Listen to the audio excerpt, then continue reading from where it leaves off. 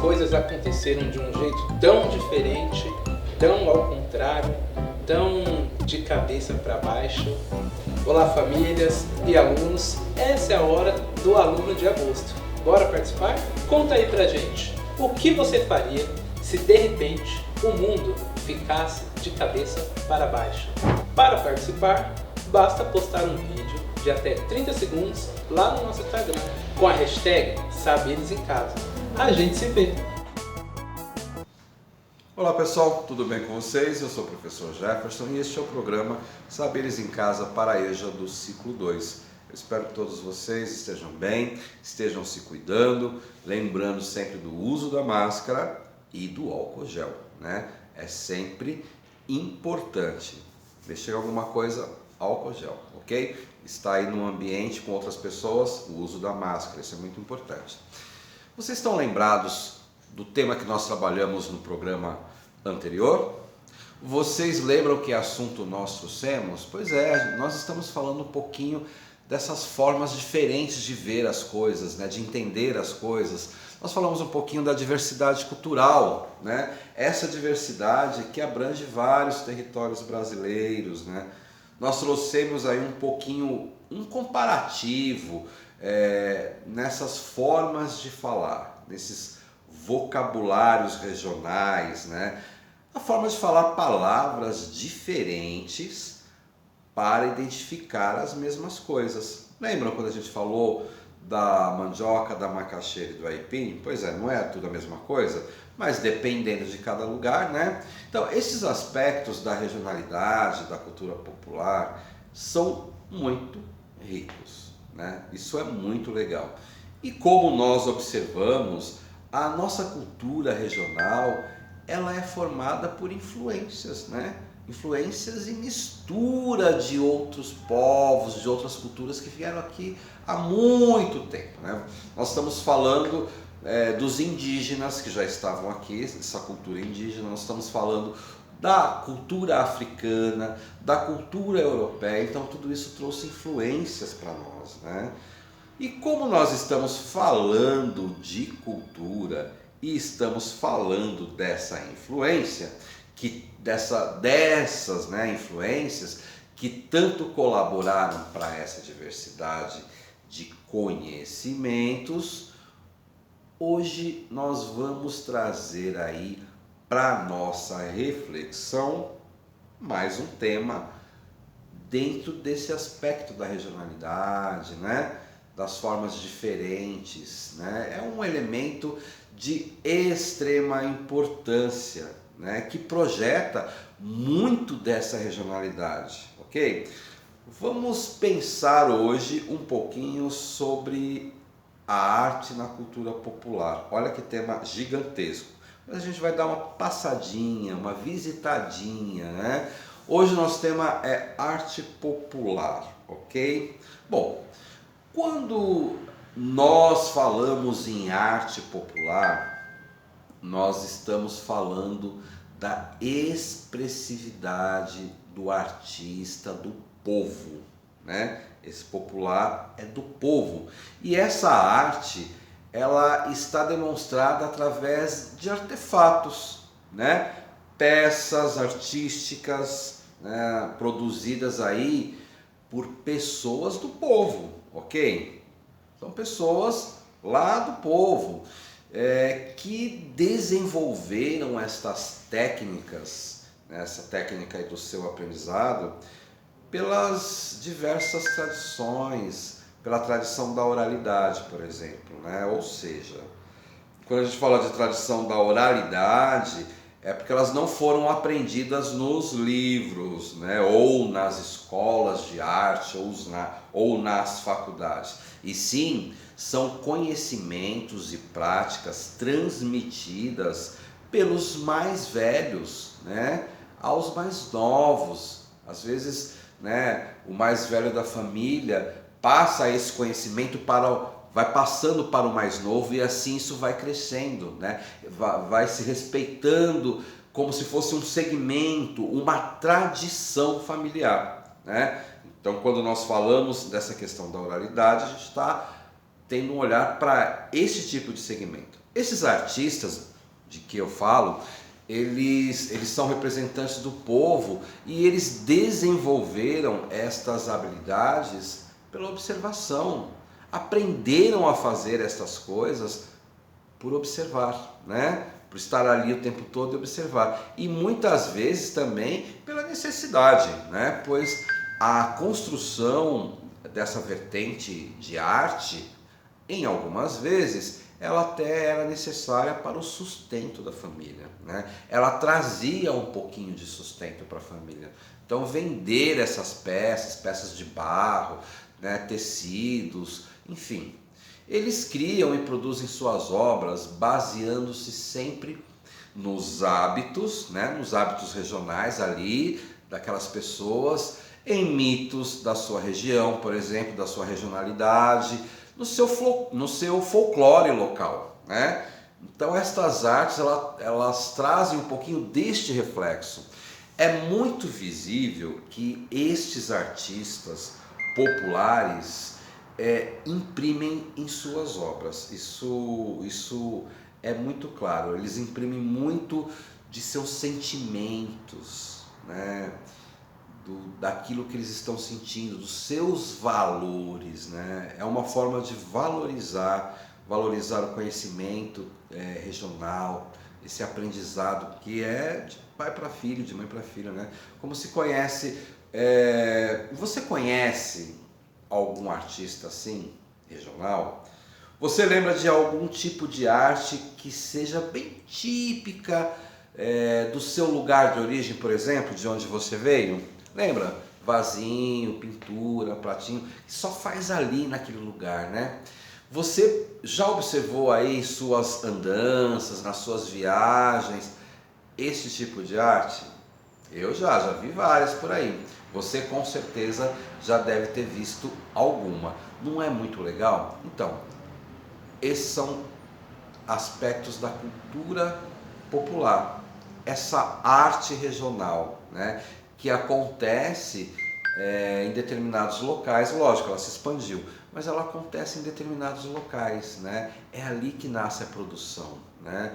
Ali que começa a se valorizar a cultura de um povo. Não é interessante?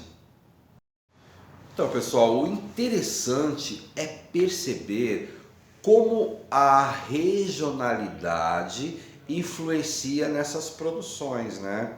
Um exemplo disso é se pesquisarmos quais produções de arte se destacam mais em determinados territórios, né? Vocês já pensaram nisso, por exemplo? Né? Se a gente separar, a gente olhar o Brasil por regiões e pensar nas artes que são produzidas lá. Por exemplo, a região Nordeste, vou dar um exemplo aqui, a região Nordeste, ela é muito rica em termos de arte, né? As manifestações artísticas dessa região, elas estão presentes no artesanato, nas danças, né? E nas músicas típicas, e também na rotina dos nordestinos, né? Olha que coisa bacana. Vale lembrar que a região Nordeste, ela é composta por alguns estados, né? Quais são os estados que compõem a região Nordeste? Então, Alagoas, Bahia, Ceará, Maranhão, Paraíba, Pernambuco, Piauí, Rio Grande do Norte e Sergipe, né? Essa região Nordeste é a região que possui a maior quantidade de estados, ok? São 9 ao todo. Olha que bacana, é uma região imensa, né? Então, quanta cultura regional não tem ali, né? Uma das características mais importantes da arte do Nordeste é o artesanato, né? É uma das características. A produção cultural do Nordeste, ela está em todos os estados da região, ok? Com diversas tradições, né? E produtos de extrema beleza. como redes, por exemplo, né? Essas redes que são tecidas à mão, peças em argila, né? Barro, né? Pratos, vasos, enfim, palha, madeira, itens com rendas, garrafas enfeitadas com areia colorida. Quem não? Quem nunca viu, né? Aquelas garrafinhas. Pois é, isso tem origem, né? E entre outros objetos, né? Um ícone da arte do Nordeste é a famosa carranca. Já ouviram falar da carranca? Ela é um tipo de escultura com uma forma humana ou animal, né, que se usam em alguns barcos, né? Ela é vendida em feiras e lojas de produtos artesanais. Pois é, mas é linda, é apreciada no mundo inteiro, mas tem aqui no Nordeste, né? Aqui não, lá no Nordeste. Uma outra produção literária muito valiosa, que também tem suas origens no norte e nordeste desse país, é o cordel. Já ouviram falar da literatura de cordel, do cordel? Vocês já ouviram? Muitos de vocês já ouviram, e até nas escolas trabalharam esses temas, fizeram sarau com o tema de literatura de cordel, né? A literatura de cordel, ela consiste em folhetos contendo poemas populares que são expostos e pendurados para a sua comercialização. Eles são pendurados num varal, num cordel, né? Por isso é que isso deu origem ao nome, né? E a um gênero literário popular. Ele é escrito frequentemente de uma forma rimada. Muitas vezes são histórias fantasiosas, né? São histórias, sabe, do imaginário popular. Outras vezes em fatos reais, né? Histórias de romance. O cordel também retrata lendas da região. Pois é, são impressos em folhetos ou no formato de livros, né? Você já viu um cordel? Já leu um cordel? E já viu como é que ele é trabalhado artisticamente? Pois é, no Nordeste é encontrado principalmente nos estados de Pernambuco, na Paraíba, no Rio Grande do Norte e no Ceará. Esses são os estados que mais produzem cordel, ok? Interessante saber que a técnica para fazer os livretos de cordel, ela se baseia num dos princípios, né, de uma técnica mundialmente conhecida e muito antiga, que se chama xilogravura. Presta atenção aí nessa foto da xilogravura. Pois é, vamos entender de uma forma bem simples e resumida. Eu vou falar assim para você entender sobre a xilo, né, como popularmente é chamada, mas a xilogravura é uma técnica em que o artista, aquele que produz a xilo, ele entalha a madeira. Ele tem um instrumento, tem vários instrumentos para entalhar a madeira, né, e ele pinta as suas partes mais elevadas. E por fim ele pressiona essa madeira num papel ou numa tela, ok? Esse é um princípio básico, é bem simples para você entender. A xilogravura, ela é marcada pela rica plasticidade do imaginário popular, né? Aí quando a gente fala na produção para o cordel, porque o cordel, além da parte escrita, ele tem a parte desenhada que é feita com xilo. Alguns historiadores, em suas pesquisas, apresentam aí que a literatura de cordel, né, e a xilogravura foram trazidas aqui para o Brasil pelos missionários portugueses. Olha só, né, no período da colonização no Brasil. Algumas pessoas, alguns historiadores trazem essas informações, né? Mas a literatura de cordel ganhou personalidade, se tornou uma marca no Nordeste. E este trabalho artístico se difundiu em várias regiões desse país, né? Devido às migrações das pessoas que moravam no Nordeste, no Norte, né, e foram para outras regiões e levaram consigo essa cultura, né, esse conhecimento, ok? Perceberam como se dá esta influência na formação da cultura regional? Quando a gente falou lá no outro programa, e estamos falando nesse, da influência na nossa cultura, né? A gente pode conhecer muito mais destes movimentos de arte e da diversidade cultural pesquisando em sites de museu, por exemplo. Existem vários sites que você pode fazer visitas em museu, né? Como estamos ainda evitando as aglomerações, que não é legal ficar aglomerado, então, quando você puder evitar é melhor, né? A gente está seguindo aí alguns protocolos.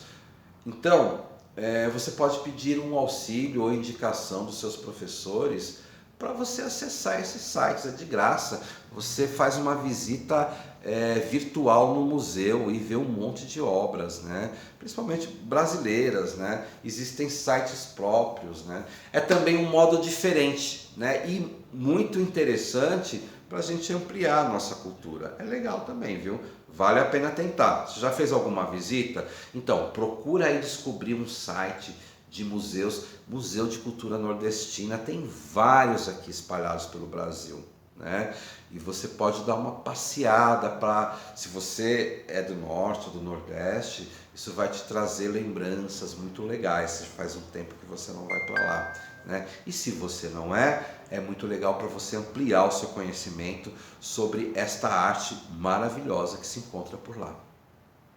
Pessoal, hoje a gente deu uma passeadinha na cultura popular, na arte popular lá do Nordeste, falamos de cordel e eu vou lançar uma proposta para você. Vamos observar uma obra de arte. O que você acha? De preferência do repertório popular, ok? Vamos fazer um trabalho de apreciação. Isso é muito legal, isso é muito importante para a gente ampliar nosso conhecimento. Você pode pedir ajuda aos seus professores, que eles possam lhe ajudar aí nessa pesquisa. É um trabalho de pesquisa, você vai pesquisar, né? Eles podem lhe ajudar como? Com indicações de sites ou com algum material que porventura tenha lá na escola, ok? Eles podem, que eu falo esse material seria gravuras, né? De obras de arte da cultura popular. Escolha aí uma imagem que lhe desperte atenção, tá? Na sua pesquisa você vai buscar por uma imagem de uma obra aí que desperte a sua atenção. E aí você vai começar a descrever o que mais lhe chama atenção nessa obra. Quais são os sentimentos, quais as lembranças essa obra de arte lhe traz, né? Que lembranças lhe traz à mente? Vale a pena descrever em detalhes. Detalhe os seus sentimentos, suas impressões, todas as suas observações. Você pode fazer isso numa folha de caderno, numa folha de papel aí, e aí você vai compartilhar com a gente. Compartilhe em #saberesemcasa ou pelo e-mail ejaguarulhos.doep@gmail, ejaguarulhos.doep@gmail.com, ok? Estou esperando aí a sua colaboração. A gente está recebendo um monte de coisa. Eu estou falando que eu vou mostrar aí nos próximos programas e eu vou mostrar. Tem muita coisa legal que os alunos estão trazendo aqui para a gente, de vários programas anteriores. Eu vou começar a trazer para vocês já no próximo programa, ok? Então não deixe de compartilhar aí o seu trabalho, a sua pesquisa sobre obras de arte da cultura popular, as suas impressões, tá? Compartilhe com a gente nesses endereços que eu falei, ok? Pessoal, por enquanto é só. Muito obrigado pela sua presença, por você ficar com a gente até aqui. Conto com você no nosso próximo programa. Grande abraço, se cuidem. Até lá!